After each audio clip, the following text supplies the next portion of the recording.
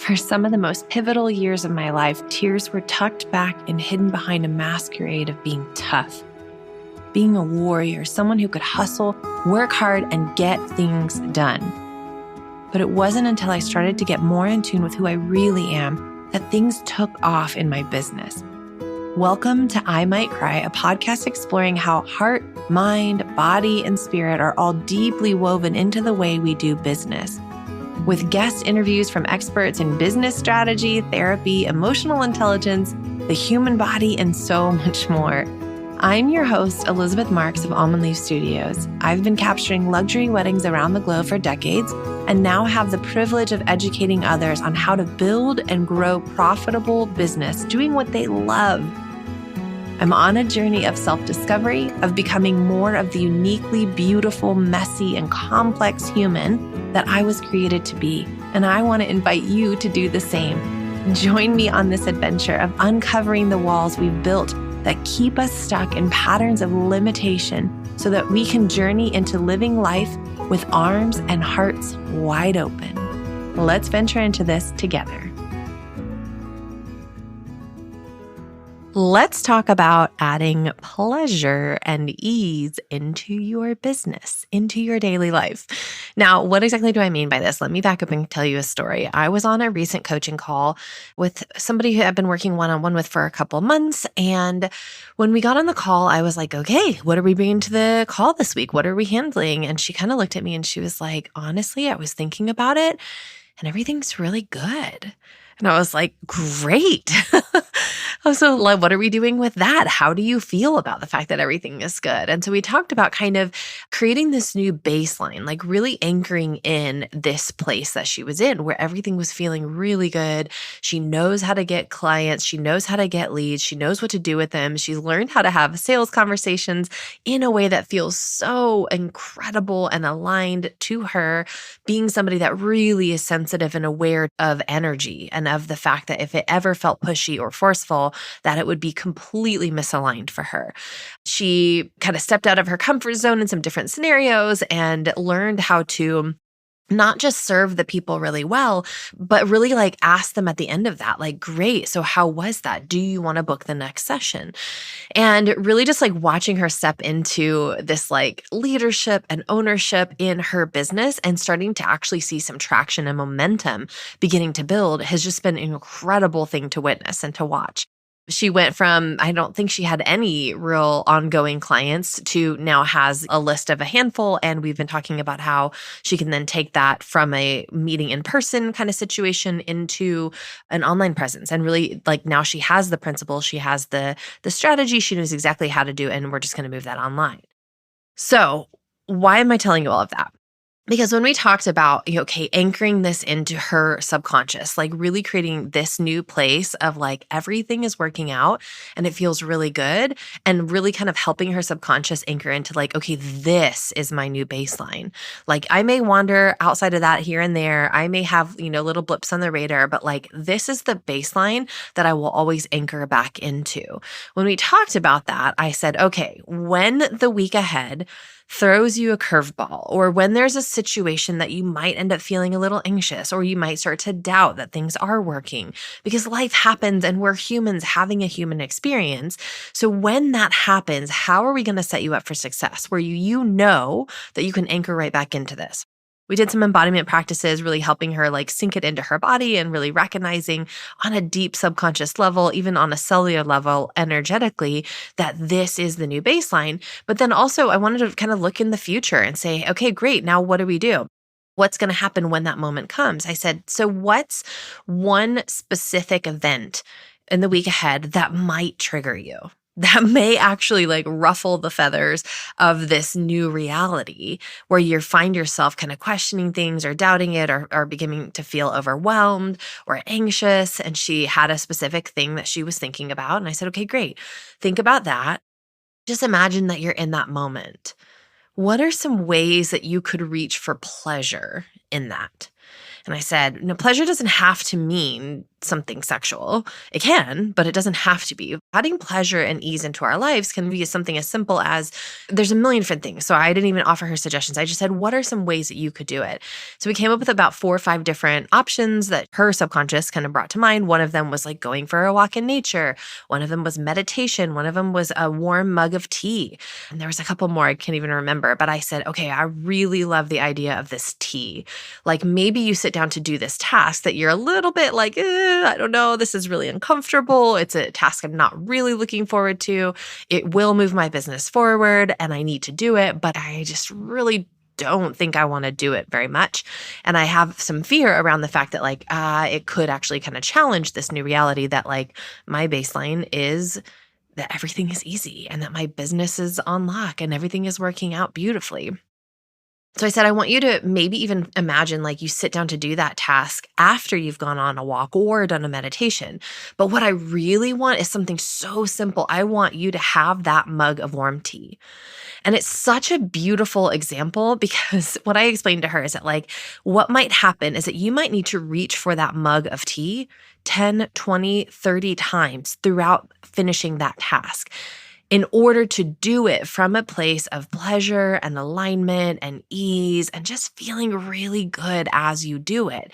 Instead of the alternative being that you start to do it and you feel that anxiety starting to rise and you start to question things, you start to doubt, you start to second guess yourself, you start to lose some self-trust, and you kind of spiral inwardly, internally. You're like being activated, and you're starting to escalate internally. And then you get done with the task. And at the end, you're like, why am I so anxious? Or like, whew, that was a lot. Or maybe you even walk away from it and you don't even get to finish it because you're so activated that you can't even bring yourself to finish it in a calm, peaceful, smooth way.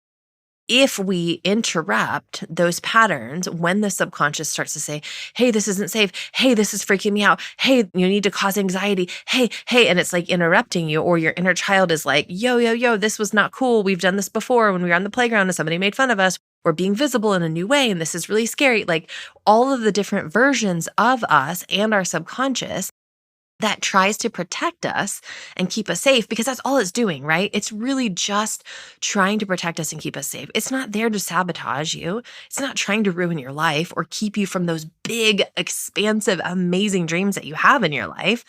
That part of you wants that for you too. It just also has experiential knowledge from a time in your past. Now, this can also be handed down from generations before you. It doesn't even have to be something in your actual lifetime. If you're not familiar with what I'm talking about, I did this other episode about the cherry blossom study. Go back and listen to it. But the short version, the Cliff Notes version, is that they've traced that our DNA can carry genetic beliefs like that for 13 generations. So some part of us is always trying to protect ourselves, always trying to keep ourselves safe, right? And what ends up happening is that it ends up holding us back sometimes from the things that we truly desire. Now, when we do a pattern interrupt and we reach for pleasure, we reach for something that is nourishing to our nervous system. We reach for things that regulate our body, our hearts, our minds, our nervous system. We help our body feel in this calm, relaxed state, even when it's stretchy and expansive and a little bit scary. That's where true lasting change really begins to happen. That's where you increase your ability to have and to hold. You expand in this glorious, glorious way. And so I told her, okay, when you're sitting down to do this task, every time you feel that little bit of nudge, or you just notice that your heart rate starts to increase just a little bit, or you notice that your body's just suddenly feeling a little uncomfortable, or maybe you're noticing that you want to go to the cupboard and grab a snack and you're not actually hungry, but you're trying to self-soothe. When you notice that you're like, maybe I'll just pick up your phone and, scroll Instagram or TikTok or whatever it is that you're doing when you're doing a task that's something you don't really want to do, but it needs to be done. How can you bring more pleasure into it? How can you add more delight into your day? How can you add more joy, more ease? That is what creating a business filled with ease and pleasure and joy and delight and all of the abundance of the world looks like. It starts with super small, simple tasks like reaching for a mug, reaching for a warm beverage, interrupting those patterns of our minds and the subconscious that keep us stuck. That's where true lasting change comes. So if I could ask you to do one thing this week ahead, the first thing I would ask you to do is make a list.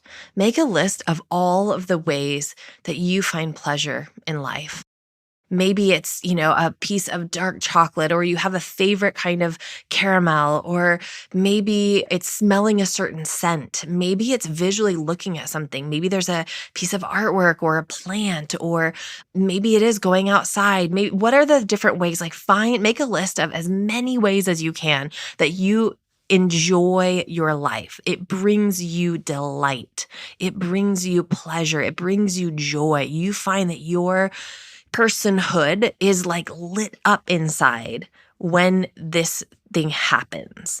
Make a list of those things and keep it so available, keep it accessible to you so that next time you have something and you're like, I don't really want to do it.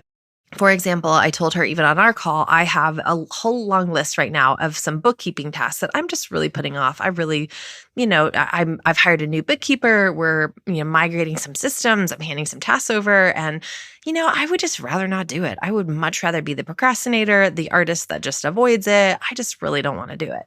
And so what I keep reaching for is how can I reach for more pleasure? How can I make those tasks that I don't really want to do more enjoyable? If they're tasks that I really need to do, I'm all about outsourcing and handing off tasks to and delegating them by all means, as much as I possibly can. I've seen the benefit of that over and over again. But when it is a task that you really need to do yourself, how can you add more pleasure, more delight, more ease into your business? I dare you to give it a try this week and notice when you are feeling dysregulated that you can always anchor right back into pleasure. When you sink into reaching for something so nourishing for your soul, you will find that your nervous system calms down so quickly, that you find regulation, that you move through the big feelings, the big emotions, that you let the fear, the anxiety, the worry, the overwhelm, all of that move through you, and it almost melts off of you when you can anchor into relaxation, to pleasure, to ease, to joy, to fun, to play, to delight. So give it a try. If you find this helpful, please share it with a friend. I would love to help get the message out to all creative entrepreneurs who are wanting to grow their business from a place of ease and joy and pleasure and delight, because I think this is a message that's just not preached enough. There's such a beautiful marriage of mindset and strategy that can really grow your business from this beautiful aligned place. And I would just love for you to share it with somebody that comes to mind if somebody does. If you are somebody who is interested in becoming one of the coaching clients, like I mentioned, reach out to me. I do have 2 one-on-one coaching spots open, and I would love to hop on a call and just have a conversation and see if it feels like an aligned fit for you and for me. The doors to the mastermind are open as well. It's a slightly different kind of container, but I'm happy to chat with you if you want some support. If all of this sounds maybe even too good to be true, you're like, wait, what? You can run a business from the place of everything is really working and it feels really good. If that feels intangible right now, please come see me. Or if you're I know things are working and it does feel really good, I don't need a coach, but I really want that support, come see me as well. Let's hop on a call, shoot me a DM, and let's chat. Let's just get on a call and chat.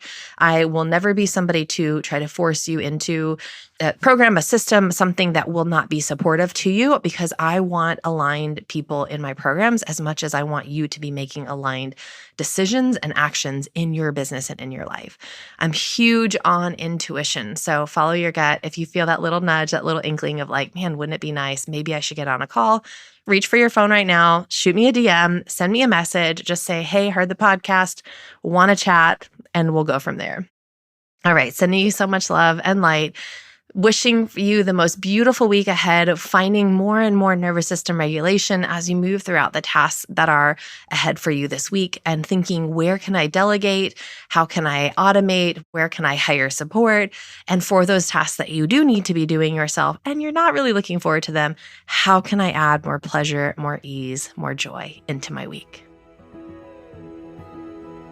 If you're looking for more, you can find me at elizabeth-marks.com, elizabeth-marx.com, or find me on Instagram at elizabethmarks.coaching.